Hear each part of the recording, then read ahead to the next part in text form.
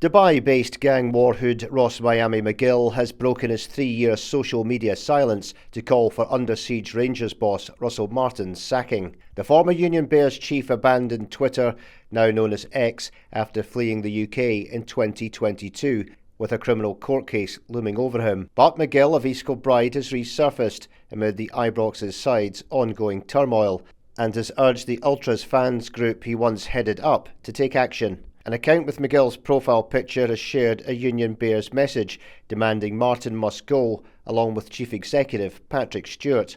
It reads, "If the board aren't prepared to get rid of these two, then the fans need to take action. This goes much further than social media. There needs to be actions inside and outside of Ibrox to force the changes that fans want. We need to learn from previous years. Enough is enough." We told how McGill rose to prominence as an influential capo of the hardcore Ibrox fan base before leaving for Spain and then Dubai. But sources say he still wields power and influence over the Union Bears, who have been venting their fury over the dreadful run of results since Martin's appointment. Our insider said of McGill's online intervention, "It's the same username as his old account and it is recently restarted. I'd be surprised if McGill wasn't still pulling the strings at Ibrox with the Ultras. He's only ever said he was stepping down from his role as capo in the stadium. He was still going to European away matches. McGill is like the backbone of the Union Bears. They'll never be able to replace him and the influence he has." The Scottish Sun was the first to amass McGill after the Ultras chief turned power-hungry mob boss launched a revenge campaign of violence against underworld rivals. Former aspiring businessman McGill rose to prominence in football circles as a key organiser and public-facing figure of the Gers Ultras movement. The Union Bears group started around 2007 when McGill was a Rangers daft 13-year-old and talented youth athlete growing up in East Kilbride. By his late teens he began a journey through the Ultras ranks that would see him become a prominent leader of the group known as a capo.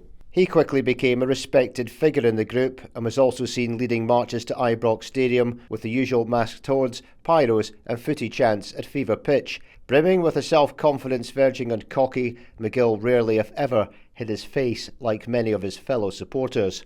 He was seen in some quarters as the respectable face of the fan movement and was even interviewed in a supporters podcast about his talks with Ibrox chiefs. We told how McGill was pictured with former boss Stephen Gerrard as the superfan turned gangster announced he was leaving his role as Union Bears chief. New images have also emerged of McGill enjoying a moment with fellow fans and legendary former player and boss Ali McCoist.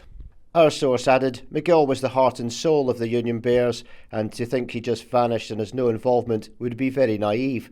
Some supporters still respect and listen to him, as he did a lot for the club and fans throughout the years. There has been quite a lot of capos internationally who have been jailed for organised crime who are still active. Most of the leaders of these groups are criminals, despite a large percentage of Ultras living normal, quiet lives and having nothing to do with organised crime. McGill will never return to his capo position inside Ibrox, but he obviously still has a lot of power and say within the support.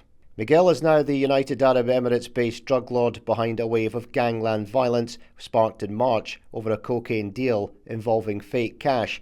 A mystery crew known as Tamo Junto have claimed responsibility for a wave of firebombings, murder bids and machete attacks on associates of Edinburgh mob boss Mark Richardson. The attacks were initially in Edinburgh but switched to Glasgow, where members of the notorious Daniel clan have also been targeted, as the gang war over the battle to control the cocaine business in Scotland shows no signs of stopping.